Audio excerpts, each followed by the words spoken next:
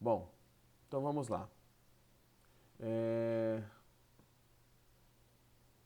A atividade dessa semana que já está aberta é movimento oblíquo. Isso. A que eu vou abrir depois é sobre vetores. Mas essa aqui o conteúdo vocês já viram. Tá bom? Porque eu não queria atropelar o conteúdo que está sendo dado pelo professor Renato. Tá bom? Mas a que está aberta é oblíquo e horizontal. Mas eu até foquei em maioria na parte meio que teórica. Eu tentei não colocar muita conta também para não ficar muito puxado. Beleza? Então vamos lá. Hoje nós vamos falar de vetores, para a alegria de vossas senhorias. Então vamos por partes. Vou dar uma pequena revisão aqui e vou fazer os exercícios para a gente dar uma parecida nas ideias. Vou começar com a ideia do que é um vetor. Bom, o vetor é uma ferramenta matemática em que a gente tem uma representação, por exemplo, assim, ó. Tem um vetor f. Tá? Todo vetor tem três características. Tá? Todo vetor. Vocês vão ver porque eu estou enfatizando isso. A primeira característica do vetor é o módulo. O módulo é o valor do vetor. Quanto que ele vale. Está associado ao tamanho. Se o vetor tem 10 newtons, newton é a medida de força, ou 5 newtons, o de 10 newtons é o dobro do tamanho. Se for representar bonitinho. A gente não faz assim, porque senão fica meia hora desenhando o vetor. Mas o ideal seria fazer na mesma proporção, tudo certinho. A segunda característica de um vetor é a direção. A direção do vetor é dada pelo ângulo θ. Aqui, ó. Eu posso colocar esse ângulo em qualquer lugar, na verdade. Mas quer ver como é o ângulo θ? Se θ vale 0, o vetor está deitado, horizontal. Se o θ vale 90, o vetor está em pé, vertical. Então, o ângulo que ele faz com a horizontal ou com a vertical, tá? É um jeito da gente definir a direção. Ou só a gente falar que está inclinado, que não está inclinado, tá? Então, é, várias possibilidades aí. E o último é o sentido. O sentido é dado pela setinha do vetor, para onde a seta aponta. Por exemplo, essa aqui está apontando na diagonal lá, como se fosse para o nordeste, né? Se o norte fosse para cima e o leste para a direita aqui. Então é para onde está a seta. Professor, mas e aquela flecha em cima do F? O que significa aquilo? Essa flecha aqui só significa que F é um vetor. É isso que ela está falando para a gente. F é um vetor, só. Não está falando para onde aponta o vetor nem nada. Igual quando você vai medir graus, que você fala assim, menos 3 graus Celsius. Você não coloca menos 3, menos graus Celsius. Não é assim que você mede. Então, esse símbolo, essa flechinha em cima do vetor, só serve para mostrar que a letra que está embaixo dele é o vetor. Igual segmento de reta AB. Aquela barra em cima não quer dizer que a reta está na horizontal, só quer dizer que de A para B eu tenho um segmento de reta. Então, é só uma representação. Tá, professor, isso é um vetor. E a grandeza vetorial? A grandeza vetorial ela tem uma informação a mais, porque agora ela está sendo a medida de alguma coisa física. O vetor é um artifício matemático, então ele não precisa ter a unidade. Aqui a gente tem uma unidade quando a gente fala de grandeza vetorial. Na verdade, qualquer grandeza física, quase toda grandeza física tem uma unidade. Então você tem que adicionar uma unidade. Então seria, por exemplo, força, a unidade é Newton. Velocidade, metros por segundo, quilômetros por hora. Deslocamento, metros, quilômetros, aí depende. Tá? Professor, como que eu sei se uma grandeza é vetorial? Como que eu descubro isso? Eu sou iluminado de maneira divina e descubro se é vetorial ou não? Existe uma regra, tá? Não é uma regra não, um macetinho. Que é a regrinha, o macetinho do pra lá. Tá? Se você falar pra lá e fizer sentido, é uma grandeza vetorial. Professor, não estou entendendo. Ó, fiz uma força pra lá. A frase fez sentido? Eu fiz uma força pra lá? Fez. Né? Faz sentido o que eu falei. Então é uma grandeza vetorial, porque o para lá significa direção e sentido. Um objeto se desloca para lá. Se ele se desloca para lá e a frase faz sentido, significa que tem direção e sentido aquele deslocamento. Então é vetorial. A gravidade aponta para lá, para baixo, tá? Vetorial. Faz sentido. Aceleração, vetorial. A temperatura da minha casa é de 30 graus para lá. Não faz sentido. 30 graus para lá? Não faz sentido nenhum isso. Se não faz sentido, não é uma grandeza vetorial, é uma grandeza escalar. A grandeza escalar só é um número e uma unidade. Não tem direção e sentido. Tá? Aqui nesse copo d'água tem 300 ml de água para lá. Não faz sentido. Para lá não faz sentido nessa frase. Então, volume, né, que é o volume da água ali, 200 ml, 300 ml, é uma medida escalar. É um número e um valor, uma medida. 300 ml, tá? Então, para você diferenciar, você pode usar seguindo para lá e você consegue, às vezes, determinar se é uma grandeza vetorial ou não, até para grandezas físicas que vocês nem estudaram ainda. Por exemplo, potência. Ah, eu comprei um som aqui que tem 200 watts de potência. Para lá. Faz sentido? 200 watts para lá? Não faz sentido nenhum. Tá? Então, potência é uma medida que é escalar. Se o para lá faz sentido, é vetorial. Se não faz sentido, é escalar. Tá? Aí você diferencia quase todas aí só nesse esqueminha. E para soma de vetores, a gente tem várias maneiras, na verdade, né? Mas no nono ano e no ensino médio, vocês vão estudar duas, basicamente. Talvez no terceirão lá vocês vejam a terceira. Quais são as maneiras da soma? A primeira é a soma do polígono e a segunda é a do paralelogramo. Tá? Professor, a gente não viu talvez com esse nome a primeira. Tudo bem, gente. Tá? Mas é a mesma soma. A do polígono é conhecida como trombinha no rabinho. Trombinha no rabinho. Por que é trombinha no rabinho? Porque é aquela soma que você faz desenhando os vetores. Então, vocês fizeram exercício assim, a pessoa andou 20 metros para o norte, dos 20 para o leste, 30 para o sul, e você vai desenhando um depois do outro. Então, você tem um vetor, que é o vetor a trombinha dele, que é a pontinha dele, no rabinho do próximo vetor, que é o deslocamento, por exemplo, para cá. Que é a trombinha do B no rabinho do próximo, que aí você tem um vetor C, por exemplo. Estou inventando os vetores aqui, tá? E aí você coloca todos um depois do outro. Por isso que fica a trombinha no rabinho. E aí a soma é da onde você começou até onde você terminou. Então a soma, ou a resultante, ou o total, é este vetor que eu vou chamar de S, mas tanto faz a letra, tá, gente? Vocês podem chamar do que vocês quiserem. Então esse aqui é o jeito da regra do polígono. Tá? Você tem que desenhar. Você pode somar 2, 3, 4 mil vetores se você quiser. O trabalhoso é que você tem que fazer um desenho ali, ficar desenhando, tá? Normalmente tem papel quadriculado, quando você vai fazer isso na mão mesmo. E aí, para terminar, para descobrir o valor de S, normalmente a gente pega e acha um triângulo aqui, né? Que aí você tem a base, você tem a altura, você tem a hipotenusa ali para calcular por Pitágoras. Tá? Então, sei lá, x e y, aí fica S ao quadrado igual a x ao quadrado mais y ao quadrado. E aí você resolve. A regra do paralelogramo, que tem um nome grande, e aí normalmente é onde o aluno mais se assusta quando o professor passa, é aquela que tem uma equação zona, tá?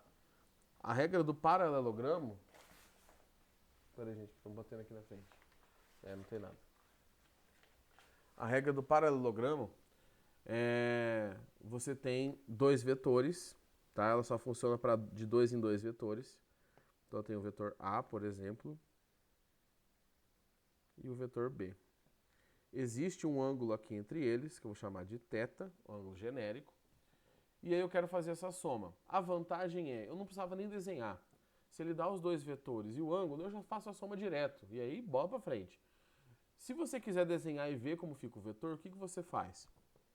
Você vai pegar a pontinha dos vetores e vai continuar como se fosse o vetor de baixo. Então, na pontinha do A aqui, ó, eu vou fazer um pontilhadinho como se fosse o vetor B. E na pontinha do vetor B, eu faço um pontilhadinho como se fosse o vetor A. Eu não consigo fazer isso aqui, mas é como se eu fizesse isso aqui, ó.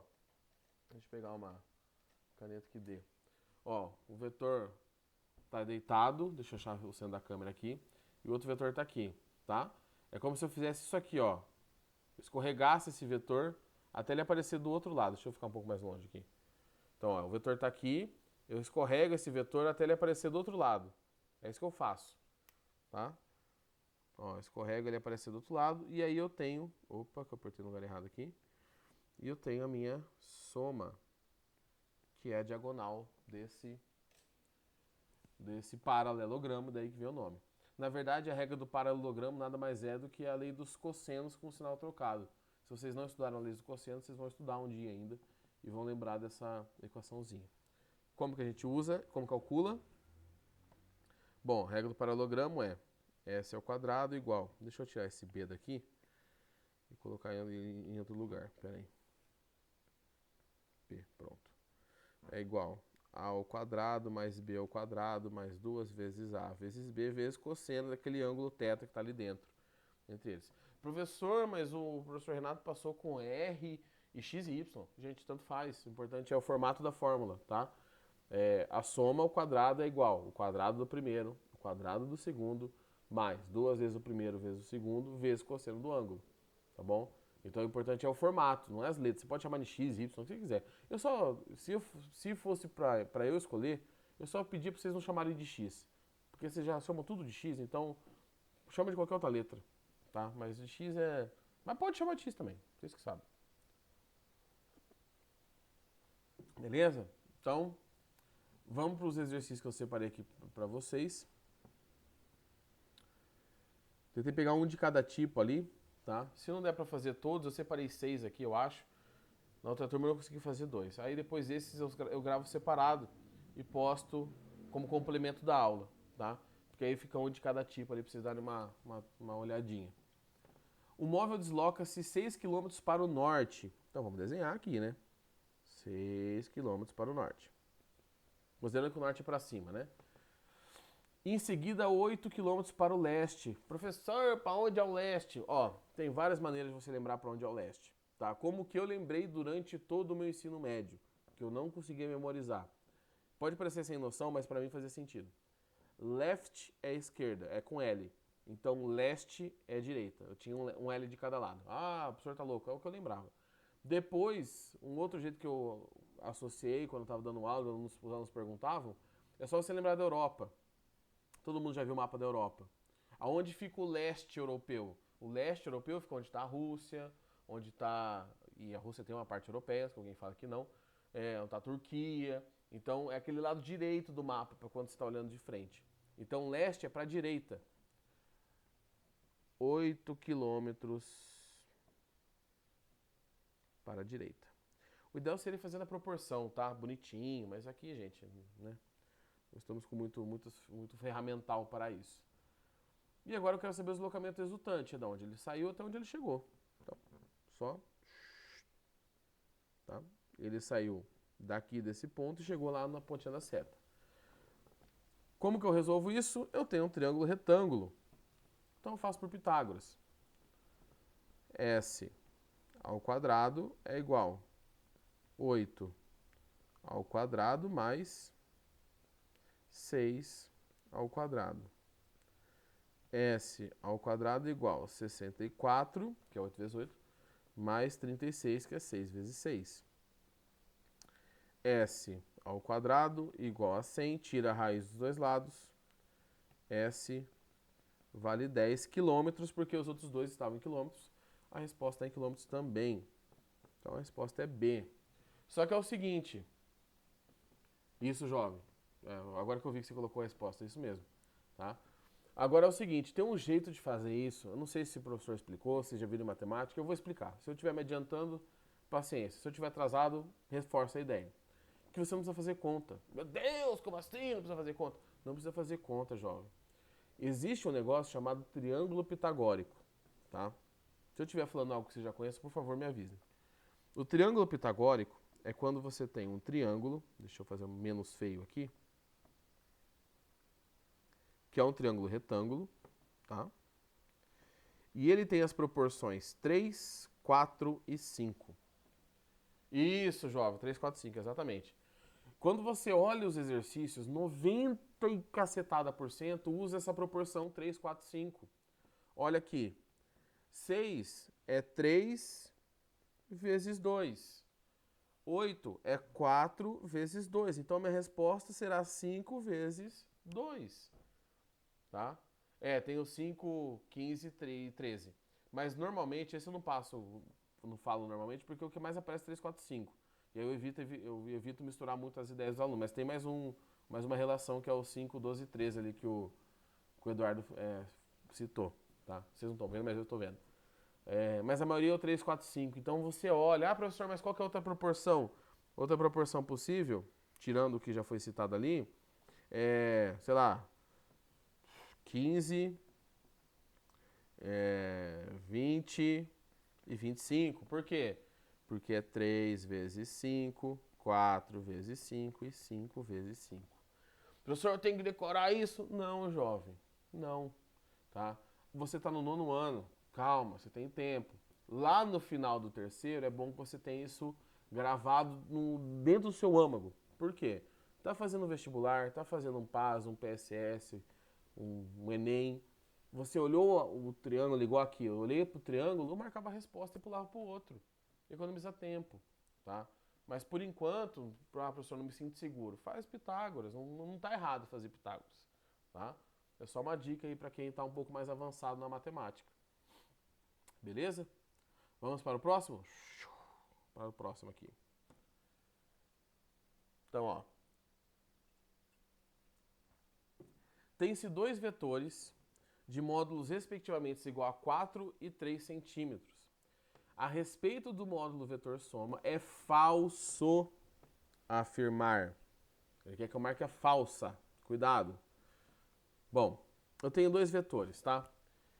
Ele não falou nada dos dois vetores. Aí você olha as alternativas, que vale no máximo a soma vale 7, no mínimo vale 1. E como que eu vou saber isso? Tem duas maneiras. A primeira é pensando pela lógica.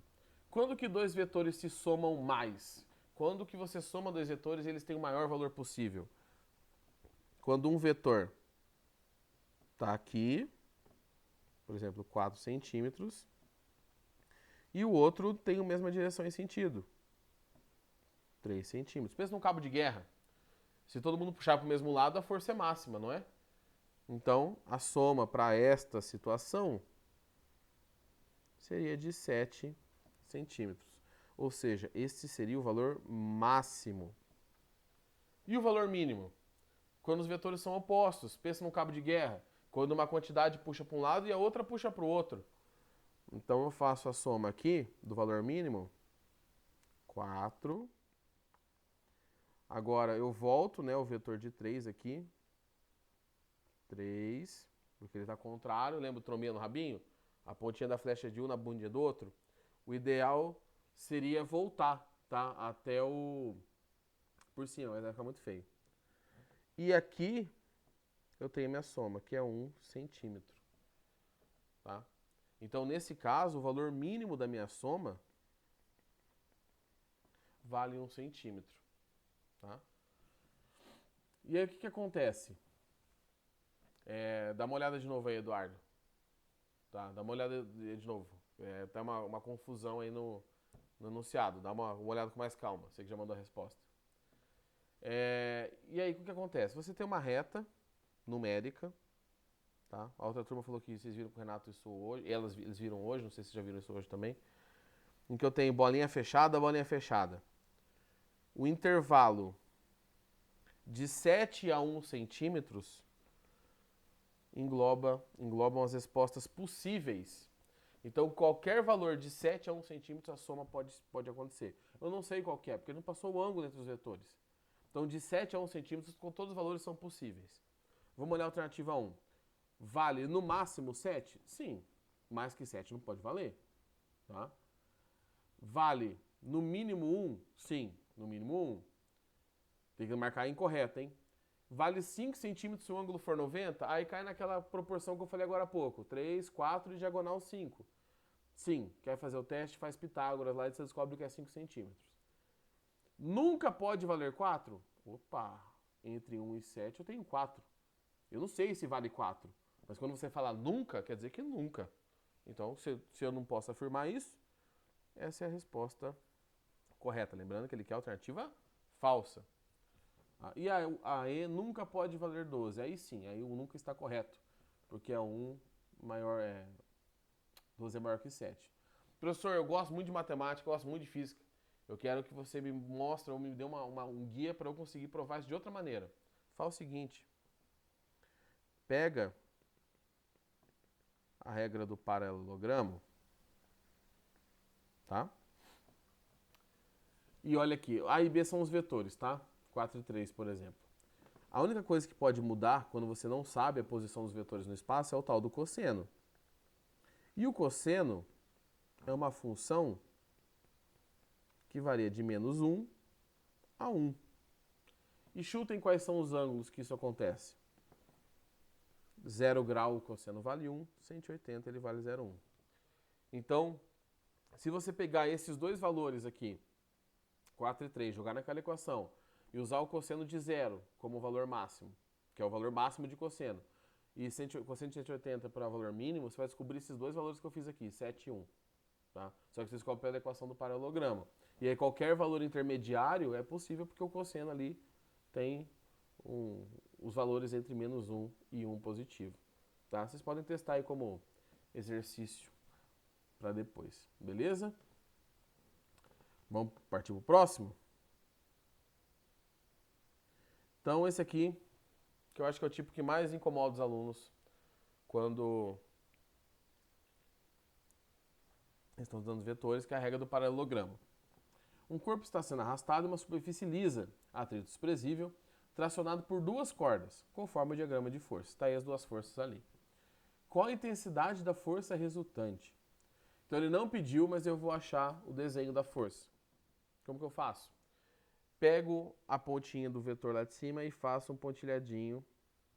Pego a do lado do outro vetor e faço como se fosse o vetor que está inclinado. Esta diagonal é a minha força resultante. Não pediu para desenhar, mas eu desenhei, né? Então aqui para fazer tudo. Tá? Se eu tenho dois vetores e um ângulo, é só eu usar a regra do paralelogramo, a soma do paralelogramo. Cosseno, aqui no caso é cosseno de 120, né? Bom, talvez o outro problema aqui seja o cosseno de 120. Gente, como não sou eu que formulo a prova, eu não sei como que o Renato tá, porque eu não consigo acompanhar todas as aulas dele. Talvez, se aparecer 120, se aparecer 120, não sei nem se vai aparecer, ele talvez passe o valor para vocês, tá? O que eu vou falar aqui talvez seja supérfluo, mas melhor pecar pelo excesso que pela falta. O cosseno de 60 vale meio. O cosseno de 120 vale menos meio. É o valor negativo do de 60. O cosseno de 30 vale raiz de 3 sobre 2. O cosseno de 150 vale menos raiz de 3 sobre 2. Então, sempre que os ângulos somados derem 180, tá?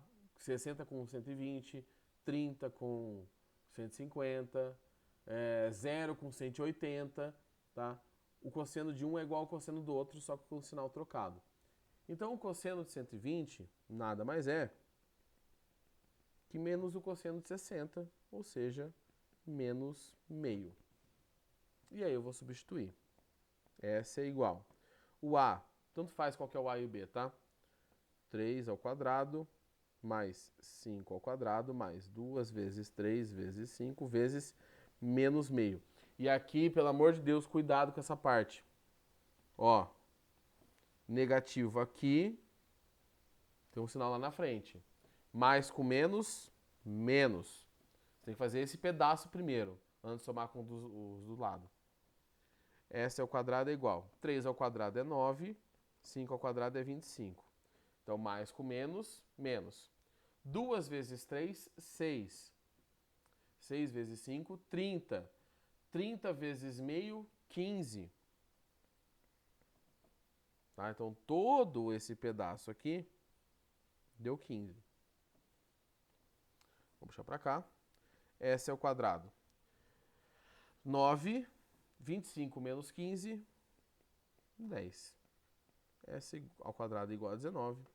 S igual a raiz de 19 newtons, né? Que é a unidade.